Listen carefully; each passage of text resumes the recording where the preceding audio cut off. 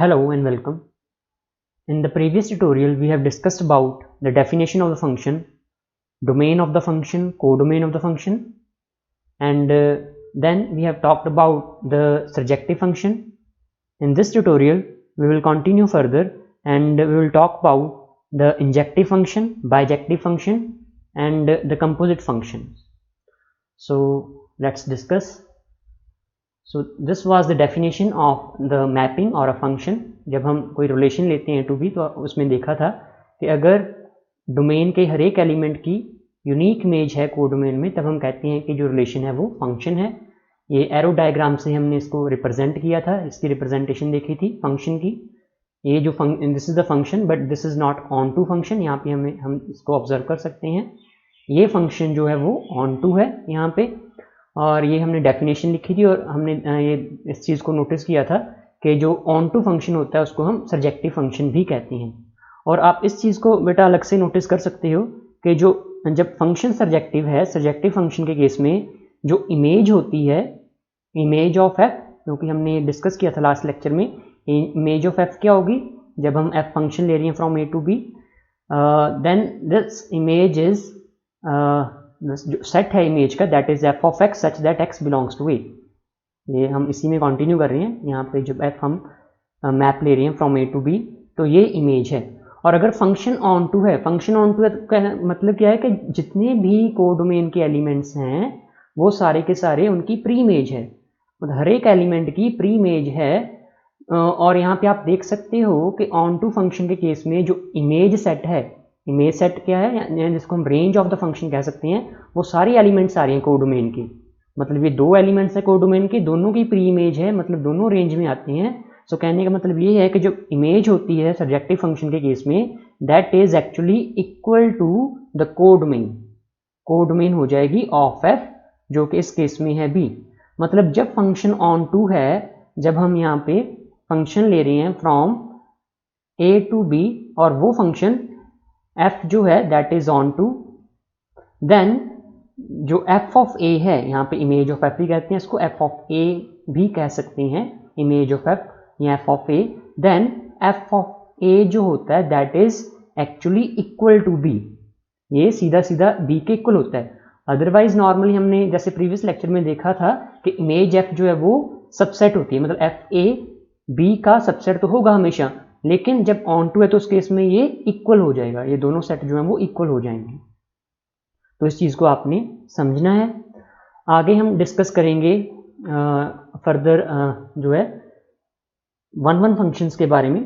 तो जो one one function है वो क्या होता है, पहले उसकी डेफिनेशन यहाँ पे एक बार लिख लेते हैं। कोई मैपिंग है या फंक्शन है f from a to b, a domain है, b उसकी कोडोमेन हो जाएगी। Then this function is called one one, इसको हम वन वन कहेंगे।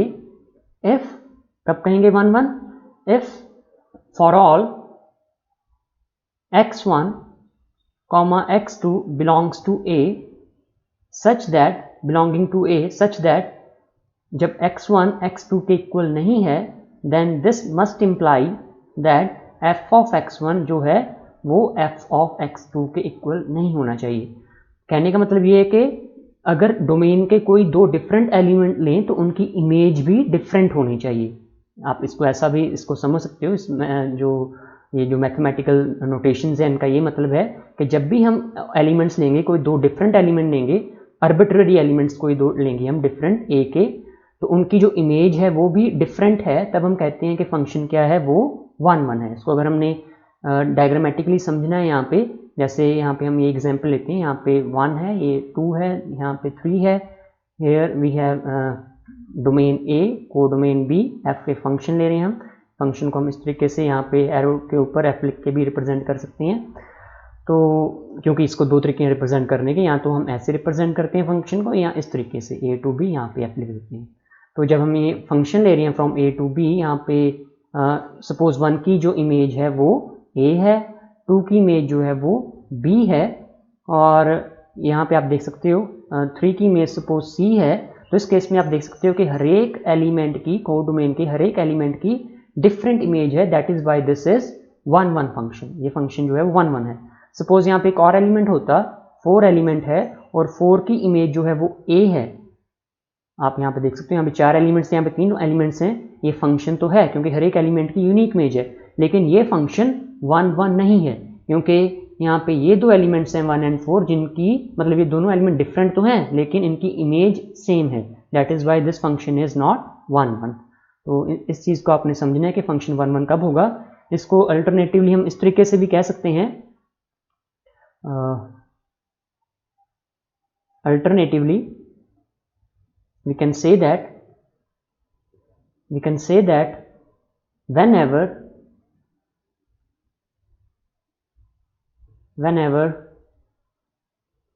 f of x1 is equal to f of x2 for x1 and x2, जब ये A को बिलोंग करेंगे elements, then this implies that x1 is equal to x2, then f is 1 1। कहने का मतलब जब भी हम कोई दो एलिमेंट लें x1 और x2 A के, सच that f of x1 is equal to f of x2 है और ये इंप्लाई करता है कि x1 is equal to x2 हो जाए उस केस में, then we say that the function is 1 1। और जो 1 1 फंक्शन होता है इसको हम बाइजेक्टिव फंक्शन भी कहते हैं, सॉरी इसको हम इंजेक्टिव फंक्शन भी कहते हैं। यहाँ पे लिख लेते हैं 1 1 फंक्शन इज आल्सो कॉल्ड, इसको हम इंजेक्टिव फंक्शन कहते हैं, इज कॉल्ड इंजेक्टिव, इसको कह देते हैं कि injection from A to B, जैसे सब्जेक्टिव फंक्शन को surjection from A to B, उस तरीके से हम इसको प्रोनाउंस कर सकते हैं। और अगर कोई फंक्शन है जो कि 1 1 भी हो और ऑन टू भी हो तो उसको हम बाइजेक्टिव फंक्शन कहेंगे। यहाँ पे लिख लेते हैं if f is 1 1 and on to, then the function f is called, इसको हम कहेंगे बाइजेक्टिव फंक्शन, इसको हम बाइजेक्टिव फंक्शन कहते हैं अगर ये 1 1 भी है और ऑन टू भी है। और अगर हम कोई बाइजेक्टिव फंक्शन लेते हैं from the same set to the same set, जैसे फॉर एग्जांपल यहाँ पे हम एक एग्जांपल यहाँ पे फंक्शन ले रहे हैं f जिसमें डोमेन और कोडोमेन सेम है, यहाँ पे जो सेट है डोमेन और कोडोमेन सेम है, if f is a function from a to a such that f function है from a to a such that f जो है that is 1 1 and onto, कहने का मतलब f जो है वो बाइजेक्टिव है, then f is called, then this is also called the permutation of a। मतलब जब भी हमने फंक्शन लेना है डोमेन और कोडोमेन सेम रहेगी, अगर वो फंक्शन 1 1 भी है ऑन टू भी है तो वो उसको परमुटेशन कहते हैं। जैसे फॉर एग्जांपल हम यहाँ पे लिखते हैं दो एलिमेंट्स हैं, मान लो A सेट है जिसमें दो एलिमेंट्स हैं 1 और 2, और यहाँ पे हम फंक्शन ले रहे हैं फ्रॉम A टू A, और इस तरीके से अगर हम लें यहाँ पे इसको एरो डायग्राम से समझ लेते हैं, एरो डायग्राम से इस तरीके से A यहाँ पे है और यहाँ पे भी A है और ये फंक्शन f है, 1 की जो है वो क्योंकि फंक्शन 1 1 है इसका मतलब हर एक एलिमेंट की जो यूनिक इमेज तो है लेकिन वो डिफरेंट इमेज भी है, तो ये 1 की इमेज 1 पे है और 2 की इमेज 2 पे है। यहाँ तो ये तरीका है इस फंक्शन को लेने का, जब हम A से A लेंगे 1 1 ऑन 2, क्योंकि ये फंक्शन जो है 1 1 और ऑन 2 है, और इस केस में क्या हो रहा है जो 1 है उसकी मैपिंग 1 पे हो रही है, 2 जो है उसकी मैपिंग 2 पे हो रही है, मतलब हर एक एलिमेंट जो है वो अपने आप के ऊपर आउटपुट जो है सेम आ रहा है, हर एक एलिमेंट का वही एलिमेंट आ रहा है। तो आपने पढ़ा होगा कि जब आउटपुट सेम आता है उसको हम आइडेंटिटी फंक्शन कहते हैं, ऐसा फंक्शन जिसमें जब आपने ये चीज़ अलग से पढ़ी होगी बेटा कि ऐसा फंक्शन कोई फंक्शन है i from a to a such that identity i जब x पे लगे is equal to x for all x belongs to a, तो उसको हम आइडेंटिटी फंक्शन कहते हैं। सो इस केस में, इस पर्टिकुलर केस में ये जो है this is a function which is a permutation, लेकिन ये आइडेंटिटी फंक्शन भी है, ये जो परमुटेशन है वो आइडेंटिटी मैपिंग इसको हम कह सकते हैं, आइडेंटिटी मैप का काम कर रही है। सिमिलरली एक और तरीका भी है इस केस में, जो क्योंकि दो एलिमेंट्स हमने लिए हैं तो इस केस में हम जो ये परमुटेशन है, दो पॉसिबिलिटीज़ हैं इस केस में। दूसरी पॉसिबिलिटी क्या है कि जब हम 1 की मैपिंग यहाँ पे 2 पे कर दें, 1 को 2 पे मैप कर दें और जो 2 है उसकी मैपिंग 1 पे कर दें, then again we will get 1 1 and onto function which will be, यहाँ पे इसको लिख लेते हैं 1 2 and 1 2. So here we get again a 1 1 and onto function from a to a which will be again the permutation of a. इसको हम कह सकते हैं permutation of a. यहाँ पे 1 का क्या काम है, मतलब f क्या कर रहा है, यहाँ पे f1 को 2 पे सेंड कर रहा है और 2 को 1 पे. तो ये जो परमुटेशन है, परमुटेशन ऑन ए, दो एलिमेंट्स के लिए दो परमुटेशंस आएंगी. सिमिलरली आप चेक कर सकते हो कि जब हम ए सेट लेंगे जिसमें 3 एलिमेंट्स हैं 1 2 3, तो इस केस में 3 परमुटेशंस पॉसिबल होंगी. अब कंपोजिट फंक्शन की बात करते हैं. सपोज f कोई फंक्शन है फ्रॉम a टू b और g एक दूसरा फंक्शन है फ्रॉम b टू c.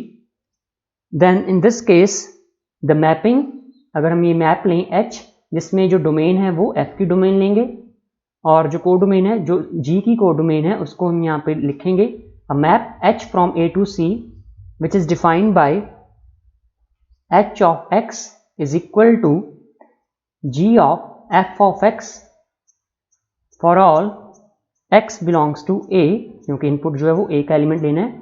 अगर हम ये फंक्शन मैपिंग इस तरीके से डिफाइन करते हैं इन दिस वे, देन जो h है जिसको हम g सर्कल f से भी रिप्रेजेंट कर सकते हैं, यहाँ पे यहाँ g f, यहाँ पे g circle f is called the composite function. This is called the composite function of f followed by g. और जो composite function है इसको हम डायग्राम से भी रिप्रेजेंट कर सकते हैं, जैसे ये जो हमने यहाँ पे लिखा है.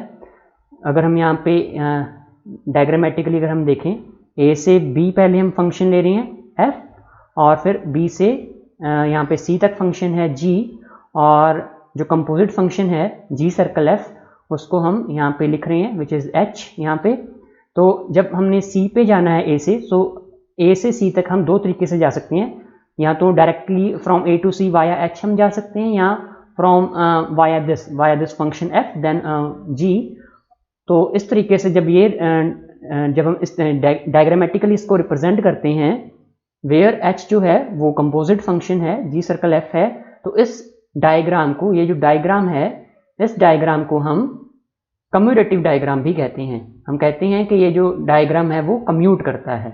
तो इस चीज़ को आपने ध्यान में रखना है, इस कंडीशन को भी. Now we will discuss about the inverse of a function f. Suppose f कोई फंक्शन है फ्रॉम a टू b. इस केस में g b टू a जो मैपिंग है इसको हम f का इन्वर्स कहेंगे. अगर पहली कंडीशन जो है कि जो कंपोजिट फंक्शन है यहाँ पे f सर्कल g या f g इसको हम रिप्रेजेंट कर सकते हैं, ये फंक्शन आइडेंटिटी फंक्शन हो ऑन b, और दूसरी कंडीशन g ऑफ f जो है वो आइडेंटिटी फंक्शन होना चाहिए a के ऊपर. मतलब ये आइडेंटिटी फंक्शन है फ्रॉम b टू b, ये आइडेंटिटी फंक्शन है फ्रॉम a टू a. अगर ये कंडीशन फुलफिल होती है तब हम कहते हैं कि जो g है वो f का इन्वर्स है. यहाँ पे एफ जी का मतलब आप यहाँ पे समझ सकते हो कि g ऑफ f जो है this is a composite function, जिसके लिए डोमेन क्या होगी, डोमेन, क्योंकि g की जो डोमेन है, g की डोमेन क्या है b, और इसकी कोडोमेन क्या होगी इस कंपोजिट फंक्शन की, जो f की कोडोमेन है वो क्या है, b है. जैसे अब अभी हमने ऊपर समझा कि जब हम कंपोजिट फंक्शन लेते हैं, यहाँ पे हमने h कंपोजिट फंक्शन लिया था g सर्कल f. इस केस में h की डोमेन क्या थी, जो f की डोमेन है. जो पहले जो फंक्शन लिखते हैं उसकी डोमेन जो है, यहाँ पे h की डोमेन लेते हैं, कंपोजिट फंक्शन की डोमेन लेते हैं. और जो फंक्शन बाद में लिखा है, ये जो g सर्कल f में बाद में जो फंक्शन लिखा है, उसकी जो कोडोमेन है वो हम इस कंपोजिट फंक्शन की कोडोमेन लेते हैं. वही कंसेप्ट हम यहाँ पे लगा रहे हैं. मतलब कि जो f ऑफ g है that is a function from b to b. Similarly g of f जो है that is a function from a to a. और g जो फंक्शन है फ्रॉम b टू a, इसको हम f function which is function from a to b इसका inverse कहेंगे. अगर f ऑफ g, ये जो f सर्कल g है ये भी आइडेंटिटी फंक्शन हो b पे, और g circle f identity function हो a पे, क्योंकि एक्चुअल में f सर्कल g वो b पे डिफाइंड है. इनपुट भी b के एलिमेंट्स आएंगे, आउटपुट भी, तो ऑब्वियसली आइडेंटिटी फंक्शन अगर है तो वो b पे होगा. और यहाँ पे इस तरीके से आइडेंटिटी फंक्शन a पे है. यहाँ पे जो g है वो राइट इनवर्स का काम कर रहा है, और यहाँ पे g लेफ्ट इनवर्स का काम कर रहा है. आप अलग से ये चीज़ भी समझ सकते हो कि कोई फंक्शन है, अ फंक्शन इज इन्वर्टिबल, उसका इन्वर्स एग्जिस्ट करता है if and only if it is bijective. मतलब कोई फंक्शन इन्वर्टिबल होगा अगर वो बाइजेक्टिव है, या जब भी बाइजेक्टिव है तो फंक्शन ने इन्वर्टिबल होना ही होना है। In this tutorial we have discussed about the injective function, composite function and the bijective functions. In the next tutorial we will talk about the binary operations. Thank you.